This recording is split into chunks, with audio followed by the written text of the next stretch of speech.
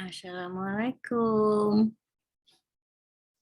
Hari ini Bu Ana mau nunjukin tentang time tracker.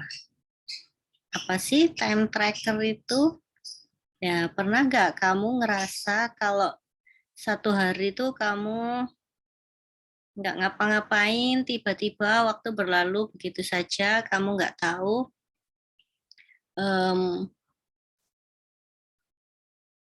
apa waktu itu kamu pergunakan untuk apa. Nah, kadang yang suka rebahan. Nah, ini adalah cara untuk menghindari kita mager. Jadi, manajemen waktu. Bagaimana caranya? Nah, kita set timer dari mulai kita bangun pagi, kita set setiap 30 menit. Jadi, ketika timer itu kita pasang 30 menit, kita langsung bergerak. Mungkin kalau yang muslim bangun pagi langsung sholat. Nah, kemudian habis sholat berapa menit ya, nanti kita beralih ke kegiatan lain. Misalkan mau mandi atau mau beres-beres rumah. Nah, kita set lagi sebelum 30 menit habis, kita set ulang 30 menit. Jadi ketika kegiatan kita termonitor tiap 30 menit, kita akan tahu, oh um, hari ini kita mau ngapain, hari ini kita punya hobi apa yang bisa kita lakukan. Dan um, usahakan dalam melakukan pekerjaan itu balance antara pekerjaan yang butuh kekuatan fisik dan pekerjaan yang butuh kekuatan berpikir. Jadi 30 menit untuk berpikir, mengerjakan sesuatu yang butuh pemikiran, kemudian beralih 30 menit berikutnya kita butuh sesuatu yang dikerjakan secara fisik aja, misalkan menyapu, mengepel halaman, atau melakukan kegiatan aktif di luar. Nah, itu kita selang-seling antara 30 menit melakukan kegiatan di luar dan 30 menit kita melakukan kegiatan berpikir. Nah, kemudian itu kita lakukan. Jadi ketika nanti jam 12, nah ini kita bikin rehat break atau waktunya sholat. Kemudian lanjut lagi. Biasanya kalau siang itu energi level kita mulai turun. Nah, ini apa gunanya time tracker adalah kita tidak hanya mencoba untuk menghandle kegiatan kita, tetapi kita juga menghandle mood kita, kemudian energi level kita, bagaimana cara merefresh um, kondisi pikiran yang mungkin kalau siang itu agak ngedrop ya, mungkin kita bisa mandi lagi, jadi seolah-olah memulai hari seperti pagi hari, jadi jam 12 mandi lagi, kemudian jam 5 mandi lagi, mungkin untuk keadaan yang kondisi suhunya panas seperti ini ya. Nah, ini bisa kalian buat buku dari sini.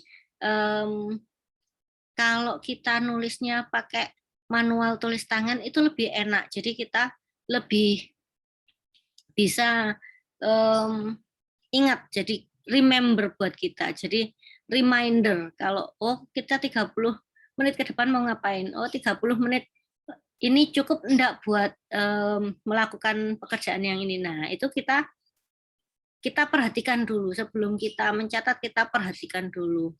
Jadi sesudah kita tahu oh rata-rata tiap hari itu kita mungkin untuk mengerjakan pekerjaan rumah itu berapa menit, untuk mengerjakan tugas sekolah itu berapa menit, untuk mengerjakan kegiatan lain di luar rumah itu berapa menit. Nah, kita catat. Kemudian Bu Ana kasih juga daily activities notice untuk mencatat hal apa sih yang kamu temukan ketika kamu um, mencoba tantangan 30 hari untuk tracking your time ini. Nah, ini. Kemudian Bu Ana kasih template yang lucu ya. Kemudian kalau monthly log ini biasanya untuk kegiatan yang di luar rutinitas, misalkan tanggal 1, oh kita ada acara ada acara rapat di kampus, mungkin seperti itu. Kemudian tanggal 2 mungkin ada acara traveling bareng temen. Nah, jadi hal-hal yang tidak daily rutin, nah kita catatnya di sini.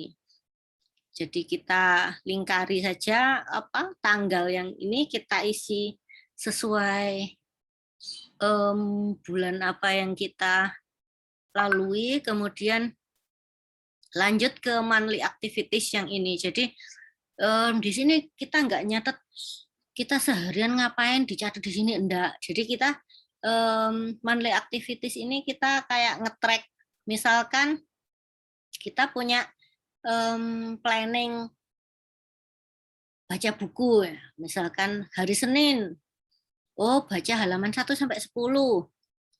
Kalau sudah dibaca centang gitu. Mungkin Selasa. Nah, misalkan kita Selasa nggak membaca, kita tahu Rabu, Kamis sampai berapa halaman yang kita baca. Nah, itu kita tahu. Jadi ini untuk target-target personal, misalkan itu tadi membaca buku atau Quran journaling atau menyelesaikan tugas, deadline kampus. Nah, itu. Jadi pakainya di situ. Kemudian kalau ini ada yearly log namanya ya. Kalau Bu Ana pakai ini buat nyatet pemasukannya Bu Ana. Jadi misalkan dari gaji gitu ya. Gaji di kampus Bu Ana bulan ini misalkan banyak liburnya, jadi terimanya cuma segini gitu. Mungkin ada ujian, ada terima honor koreksi. Nah, catatnya di sini. Jadi ini untuk nge-track pemasukan kita. Biasanya Bu Ana juga nyatat pengeluaran yang besar di sini ya. Jadi misalkan gaji 1 juta itu untuk apa aja? Misalkan 200.000 untuk jalan-jalan, 100.000 untuk beli baju. Nah, itu karena pengeluarannya yang besar nggak seberapa banyak, maka dicatat di sini. Jadi uangnya Bu Ana itu keluarnya kemana sih? Nah, itu. Ini masih sama template-nya.